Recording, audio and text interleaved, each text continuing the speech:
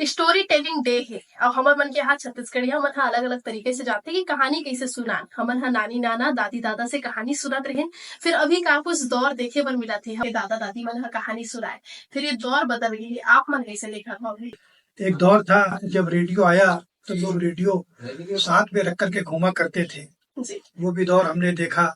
एक वो दौर था कि टेलीफोन के लिए लंबी लाइन लगानी पड़ती थी, कॉल बुक करना पड़ता था। जी और अब हम देख रहे हैं कि हर हाथ में मोबाइल है।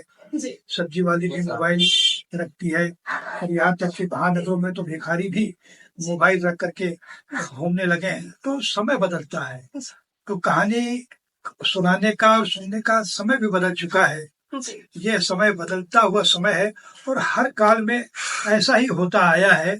इसलिए जो घट रहा है उसे हमें स्वीकार करना चाहिए और उसमें हम कितने अपने आप को ढाल सकते हैं उसके साथ ये भी सोचना है। लेकिन मैं हमेशा कहता हूँ कि हमारी सनातनी परंपरा, हमारी जो पुरानी परंपरा है, बुजुर्गों के सम्मान की, सांप्रदायिक सद्भावना की, करुणा की, दया की, प्यार की, ये परंपरा हाईटेक होने के बावजूद खत्म नहीं होनी चाहिए।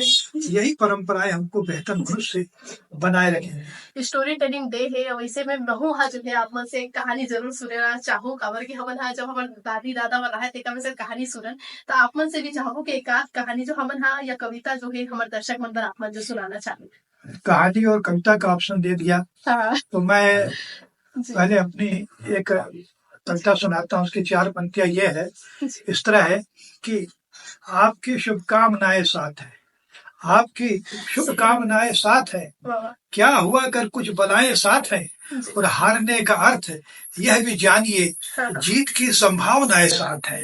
हारने का अर्थ यह भी जानिए जीत की संभावनाएं साथ है और इस अंधेरे को फतह कर लेंगे हम, रोशनी की कुछ कथाएं साथ हैं, आपकी शुभकामनाएं साथ हैं।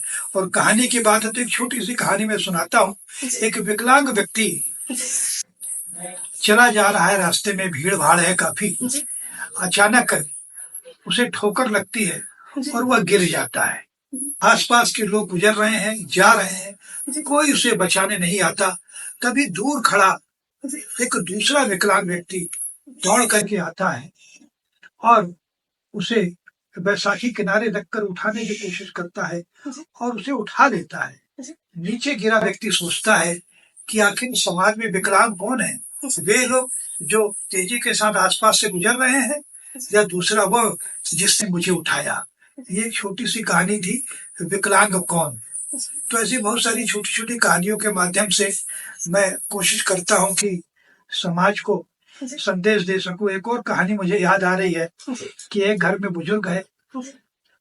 बुजुर्ग अपने बेटे से बोलता है कि बेटा बाजार जा रहे हो तो दवाई मेरे लिए ले आना। तो बेटा शाम को लौटता है और दवाई लाना भूल जाता है। रोज यही क्रम चलता है, पिता रोज उससे पूछते दवाई लाई, तो बेटा पूछता कल ले आऊंगा। एक दिन वो शाम को जा रहा होता है तो उसकी पत्नी बोलती है, सुबह जा रहा होता है तो पत्नी बोलती है कि शाम को जब आओगे तो अपने जो टॉमी के लिए, डॉग के लिए उसके बिस्कुट जरूर ले आना। बेटा पति बोलता है जरूर ले आऊंगा और शाम को जब लौटता है तो वह कुत्ते के बिस्कुट के साथ लौटता है और वह आज फिर अपने पिता की दवाई लाना भूल जाता है। तो ये एक कहानी थी। तो जैसे कि आप मन हा सुने हो गिरीश पंकज जी के का कुछ कहना आप मन बता दें कि मन हा न केवल छत्तीसगढ़ के बल्कि देश के जो है एक प्रसिद्ध साहित्यकार है जिकर मन के 125 ले ज्यादा कविता व उपन्यास और तमाम जो लेखनी है वो मन हा है। न केवल जो है साहित्य के क्षेत्र में बल्कि पत्रकारिता के क्षेत्र में घलो मन के एक बड़े योगदान रही सभी। तो स्टोरी टेलिंग डे हा आप मन के जीवन में कितना खास है? का आप मन अभी भी अपन दादा दादी से या नाना नानी से कहानी सुनाओ या नहीं सुनो या फोन के चक्कर में आप मन होकर मन से दूर हुआ था तो आप मन खुद एक बार अपन आप न देखो कि आप मन कहाँ हो और अगर ऐसे कुछ करत हो ना तो सुधार जरूर डालो क्योंकि जो बुजुर्ग होते हैं वो देके जाते हैं जेकर से मन के जीवन जो है कहीं ना कहीं सुधरते। तो ये स्टोरी टेलिंग डे में आप मन ये वीडियो को पसंद आए होगी तो ज्यादा से ज्यादा शेयर घलो कर सकता हूँ।